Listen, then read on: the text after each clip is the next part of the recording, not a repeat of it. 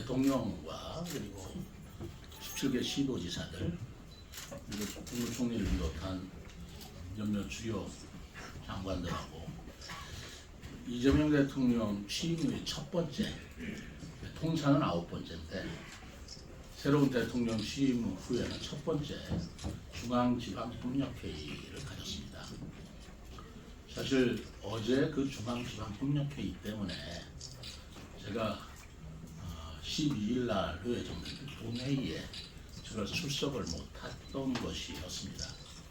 다만 이게 대통령 행사이기 때문에 행사가 이 행사 끝나기 전까지는 그 대회비로 유지해 줄 것이 기본 예의고 또 원칙이에요.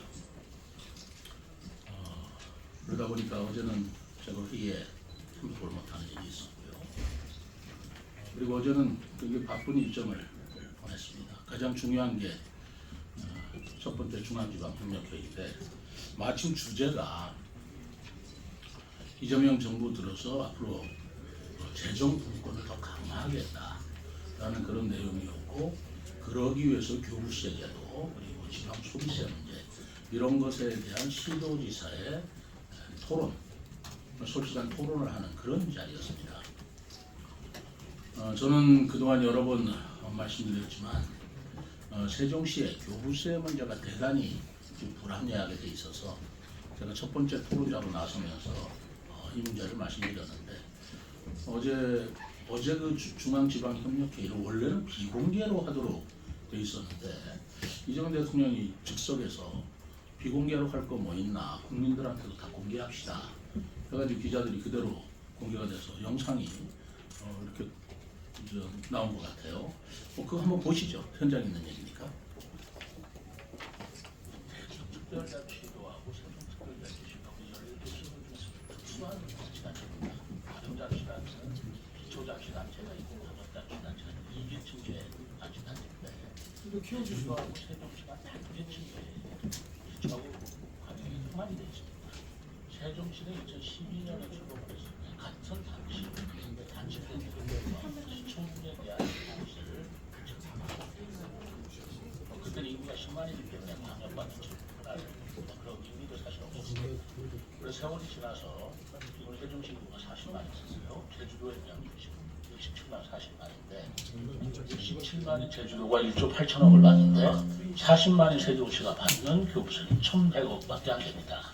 그러다 보니까 세종시가 우리 대주특별자치도하고 세종특별자치시가 우리 17개 시도 중에서 좀 특수한 자치단체입니다. 다른 자치단체는 기초자치단체가 있고 광역자치단체가 있는 이계층제 자치단체인데 제주도하고 세종시만 단계층제예요. 기초하고 광역이 통합이 되어 있습니다. 세종시는 2012년에 출범을 했을 때 같은 단층제인데도 불구하고 기초분에 대한 교부세를 받지를 못했습니다.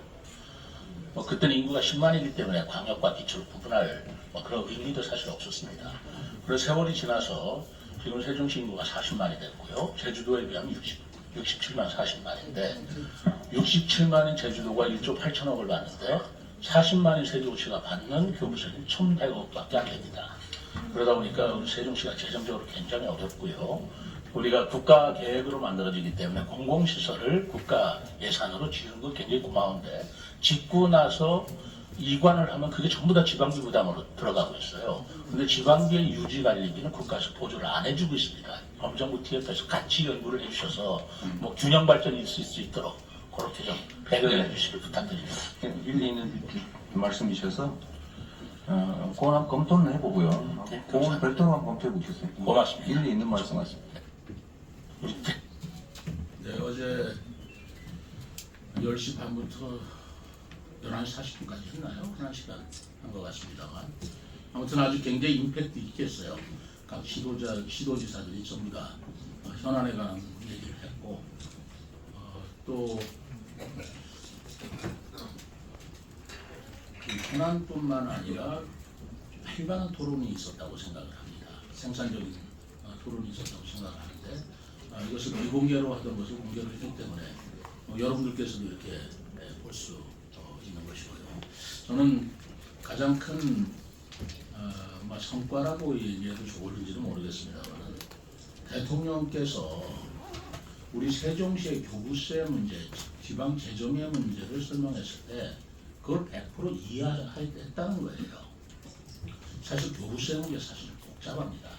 여러분께 제가 설명을 드리면서 어떻게 요령 있게 설명드리기가 어려운 부분이 있는데 그걸 100% 이해하면서 일리가 있다. 그건 검토하자. 그래가지고 거기는 기재부 장관이나 또는 행안부 장관한테도 검토해 봅시다. 여러분들이 지금 들으신 바와 같습니다. 그래서 요 대통령께서 이렇게 긍정적인 검토를 하라고 지시를 내렸고 이해를 한 바탕이라면 제가 앞으로 행동하기가 굉장히 편합니다. 행안부 장관을 만나려고 그러는데 장관하고도 이 부분에 대해서 더욱 노력을 할 수 있을 것이고 그리고 이거는 결국은 법제화 시켜야 되는 문제이기 때문에 이것을 입법화 시키는 문제도 보다 탄력을 받을 수 있을 것이라고 생각을 합니다. 여기에 대해서 혹시 질문 있으신가요? 일정이 잡히셨나요? 별도로 아까 보고하라고 대통령께서 말씀을 별도로 나중에 얘기합시다. 그거는 아니고요. 저하고 얘기하자는 게 아니고 지금 정부에서 재정 분권에 관한 여러 가지 종합적인 대책을 만드느라고 범정부 TF를 만든대요. 그래서 교부세 문제도 마찬가지고 또 우리가 지방 소비세라는 게 있습니다. 부가가치세 10%를 지방 소비세로 돌리는 문제인데 그것을 각 자치단체에 어떻게 배분하느냐라는 문제라는 것도 좀 검토가 새로 되는 것 같습니다. 그런 문제라든가 여러 가지 재정 분권에 관한 종합 토론을 정부 TF에서 연구할 때 세종시 교부세에 대한 특례 내지는 특성을 같이 연구해달라고 건의를 드린 거고 거기에 따른 일정은 아직은 밝혀지고 없는 것 같습니다. 우리 얼마 정도를 원하시는 건가요? 그래도 얼마 편향선을 제시를 해야 될 거 아니겠습니까? 이렇게 여러 가지 기준에 따라 다른데 우리가 기초분이 16개 항목을 전국 자치단체가 갖고 있습니다. 그게 무슨 말이냐면 교부세라는 것은 그 산정 항목이 있어요. 뭐 육아, 아동비, 도로율 이런 거를 하는데 그게 16개 항목인데요. 그 16개 항목의 유지 관리비를 기준 재정 수요라고 이렇게 합니다. 그래서 전국적으로 기준 재정 수요가 얼마인데 거기에 따른 예산이 총 얼마 되는 거죠. 16개에 대한. 그런데 그 자치단체의 수입은 얼마밖에 안 되니 그 차익을 말하자면 보전해 주는 게 교부세 제도이고 그게 이제 교부세 운영 원리인데요. 그것을 광역분이 있고 기초분이 있다고 제가 말씀드렸잖아요. 그럼 이중으로 받는 거예요. 기초분은 광역에 얹어주면 광역이 다시 배분하는 그런 구조인데 세종시는 2012년도에 출범했을 때 무슨 광역이다 기초다라고 구분할 정도의 사무나 구분이 없었습니다.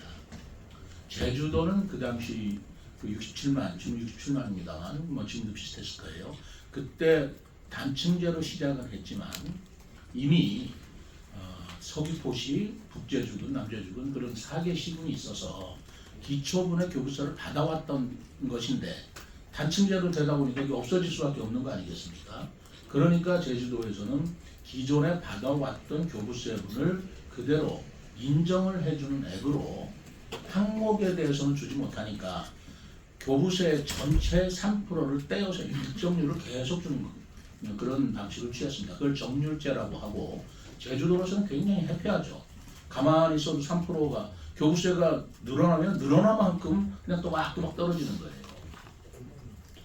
근데 우리는 그런 구조가 없었기 때문에 교부세가 늘어났어도 광역분에 해당하는 것밖에 못 받았는데 이제 인구가 많이 늘어났으니까 그런 부분에 대한 것을 보충해달라 할 때 16개 항목의 전체 기초분의 교부세를 산정한다면 산정 방식에 따라 조금 다른데 이게 정확하다고 얘기할 수는 없어요. 또 행안부하고 저희가 입장이 다를 수가 있습니다만 그게 약 2,300억 가량 됩니다.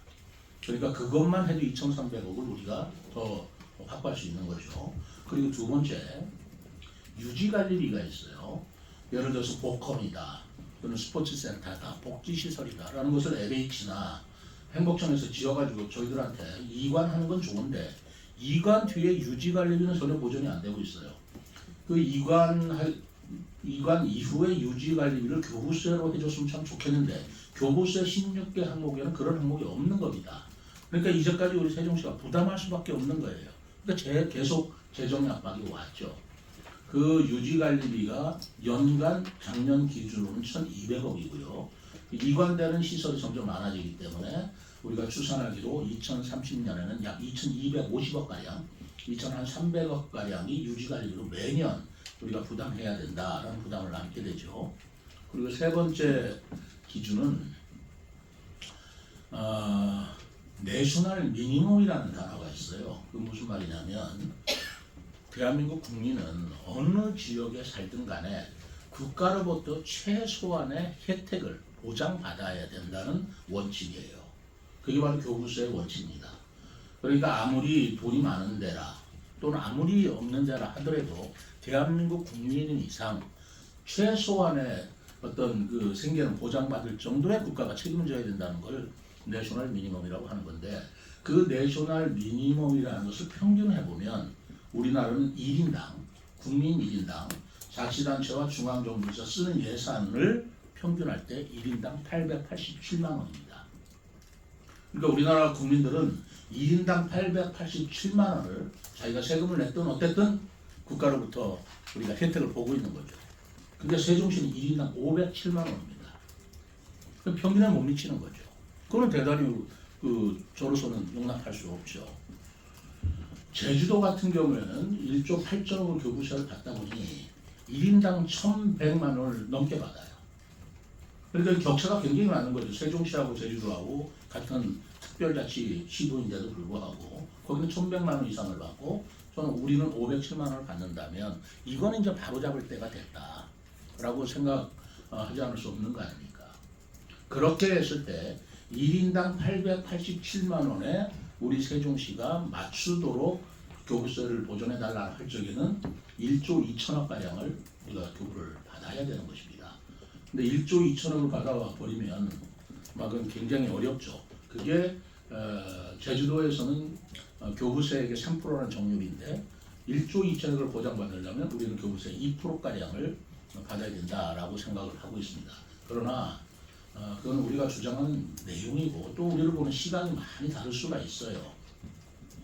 왜냐하면 세종시에 들어서는 시설 같은 것은 전부 다 새로운 것이고 또 깨끗하고 하는 그런 혜택까지도 전부 다 돈으로 환산할 수는 없는 거 아니겠습니까? 그러다 보니까 행안부에서 보는 시각이나 이런 기준들이 다를 수밖에 없고, 이것은 대한민국에 세종시 같은 도시가 없지 않습니까? 그러니까 유일하게 지금 추진이 되고 있는 상황이기 때문에 뭐 선례도 없고 다른 도시도 비교할 수가 없어서 이 부분을 우리가 연구를 해서 특례를 만들 수밖에 없는 그런 처지에 있는 것입니다.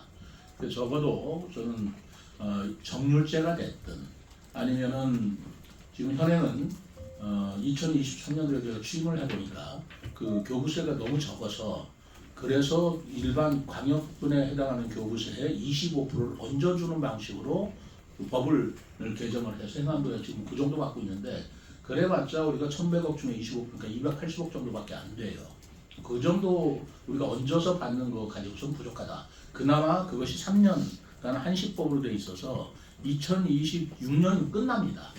그럼 내년도 받고 나서 그 이후에는 더욱 대책이 없기 때문에 그때는 23년도에는 우선 그거라도 살리자 해가지고 그 입법을 제가 서둘렀지만, 이제 1년이 지나고 나서는 저희들이 용역을 주고 해서 이제 26년이 지나기 전에 근본적인 해결을 해야 되겠다라고 생각을 했고, 그거를 지난번에 여러 번 무슨 행안부라든가 또는 기재부라든가 또는 헌법재판소라든가 법제처라든가 이런데 법령 질의라든가 쭉 했습니다만 그 반응은 원래 선례가 없는 거기 때문에 뭐 옳다 그러다 어떻게 할 수가 없다, 각하되고 기각되고 그랬어요. 그래서 이거는 행정적으로 풀 일이 아니고 이건 정치권에서 풀어야 된다. 그래서 지난번 국정감사 때 제가 일부러 이거를 국회 차원의 아젠다로 이슈를 국회 이슈로 삼아야 되겠다. 그래서 그때 그 문제를 거론을 했던 것이고, 그리고 어제 마침 개재가 되어서 대통령과 중앙지방협력회의에 제가 발표를 함으로써 어쨌든 대통령께서 이해를 하고 검토 지시를 내렸으니 뭐 우리 저로서는 뭐 긍정적으로 이건 앞으로 나아갈 수 있겠다는 희망을 갖게 된 것입니다.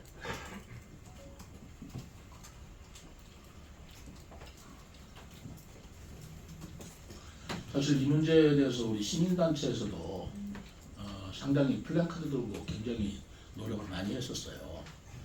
그분들의 뒷받침도 굉장히 고마웠고 어제 그렇게 활동하던 시민단체 여러분들이 어제 대통령한테 건의를 하고 이 동영상을 보더니 아 정말 시장님 수고하셨다. 정말 이러느라고 애쓰셨다. 이제 좀 자기들이 활동하는 것도 좀 보람이 있게 느껴진다면서 저한테 감사한다는 전화도 제가 받고 했습니다.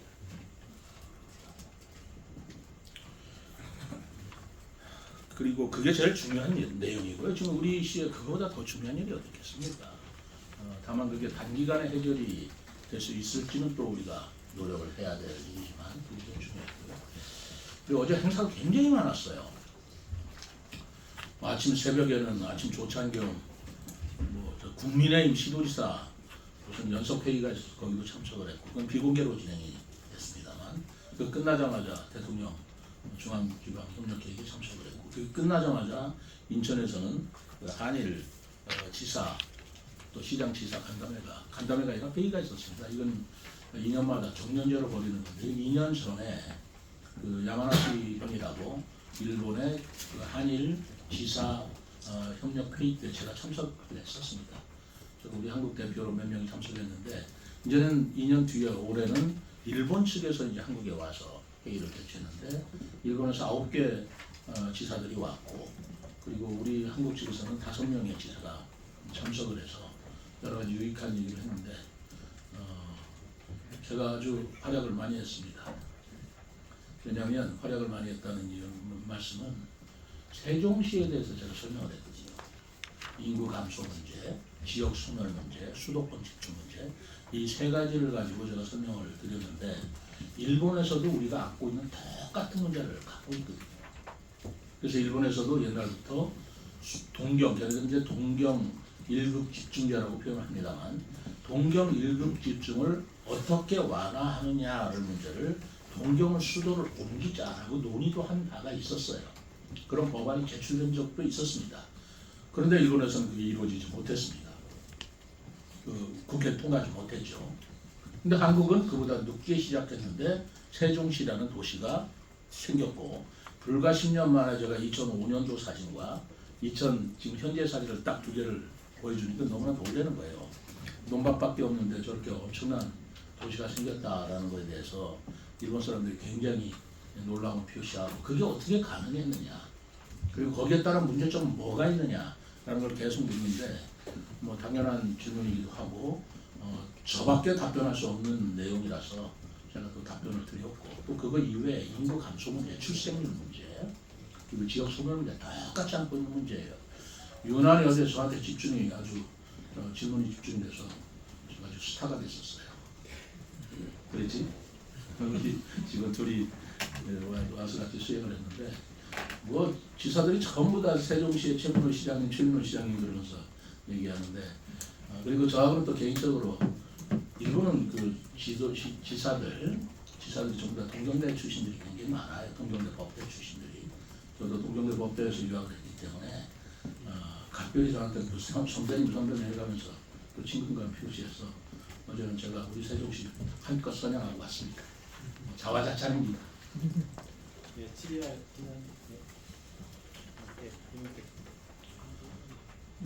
시장님 네.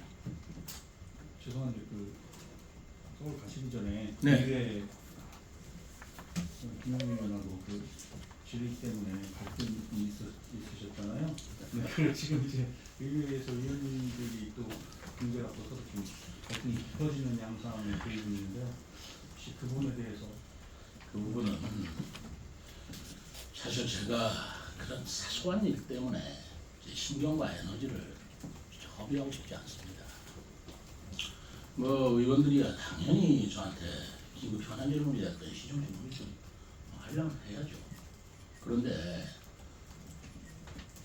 그 답변이라는 것은 그 질문이라는 것은 왜 하냐면 시민들이 알아야 할 질문이니까 하는 것일 테고요.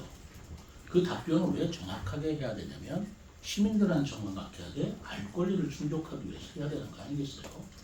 그러면 주치계는 어떻게 되어 있냐면 의장의 명의로 24시간 전에 시장한테 질문 요지서를 보내게 돼 있어요. 그럼 당연히 그러면 거기에 응해야 되는 겁니다.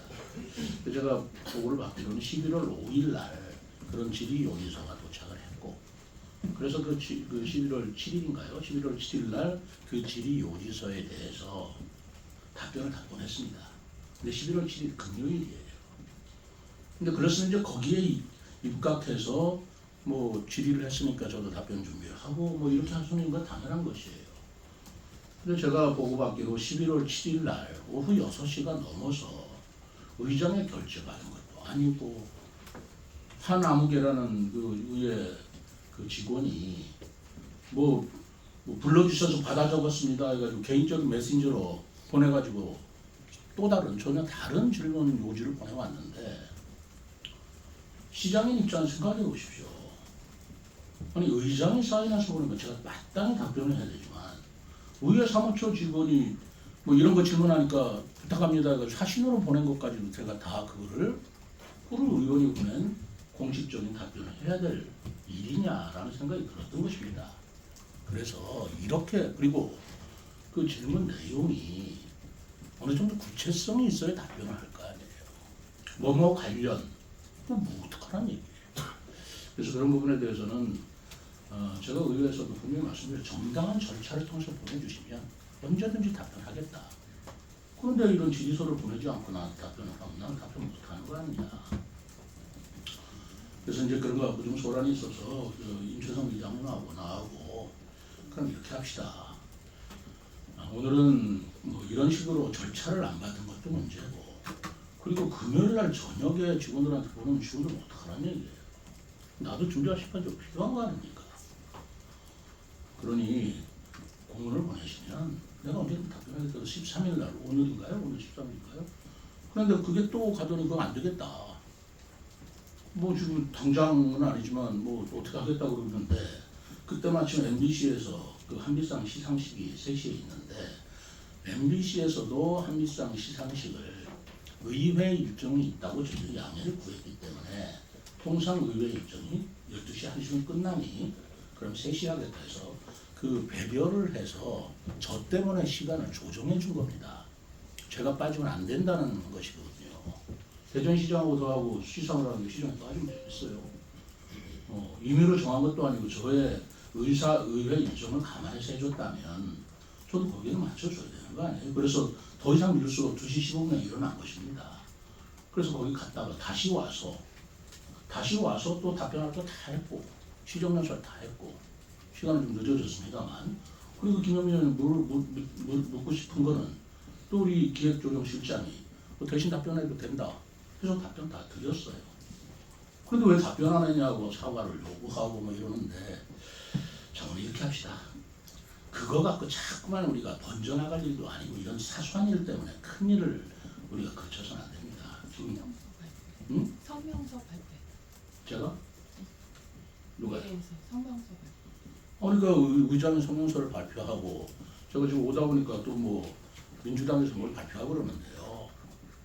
여러분 어떻게 생각하세요? 지금 해야 될 일이 굉장히 많아요. 지금 오늘도 제가 오늘 그 예결위 간사분들 다 만나고, 그리고 황운하 의원도 만나고, 권영진 의원도 뭘 해야 되나요? 행정수도 특별법을 어떻게 할 것이냐. 거기에 의원들이 그 발의한 법률안이 있는데 그 법률안을 어떻게 할 것이냐. 그걸 가지고 계속 논의하면서 또 만나기로 하고 했는데, 지금 이런 때 시장이라는 사람이 시간과 에너지를 써야지 자꾸만 그 비인격적인 어떤 비난을 하거나 그런데 제가 신경을 쓰면 그게 쓰는 게 옳겠습니까? 그 시정 발전이 좋겠습니까? 저는 그렇게 생각하고, 뭐 의회든 저든 서로 간에 예의를 지켜야 되고 그 절차라든가 그 규정을 지켜줘야 된다고 생각합니다. 예, 뭐 목소리.